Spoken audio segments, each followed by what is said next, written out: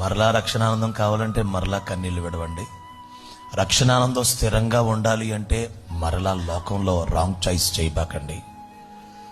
మీలో ఆనందం కొనసాగిపోవాలి అంటే మీ మనసులో వాక్యం నింపుకోండి. ప్రతి శ్రమలో, ప్రతి కష్టంలో, సమస్యలో మీరు కొనసాగాలంటే, నిలబడాలంటే వాక్యాన్ని మనసులో నింపుకోండి.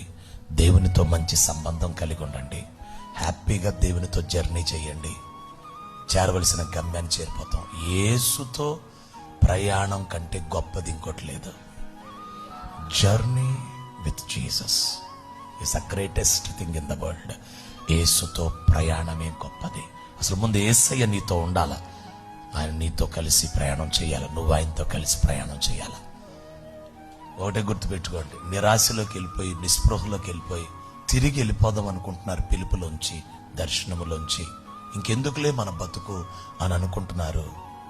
యేసు వెంట తిరిగిన 3.5 సంవత్సరాలు యేసుతో ఉన్న 2 శిష్యులు, కానీ ఎమ్మయము గ్రామమునకు వెళ్లే మార్గంలో యేసు వారికి ప్రత్యక్షమై ఆయన వారితో కూడా నడిచెను.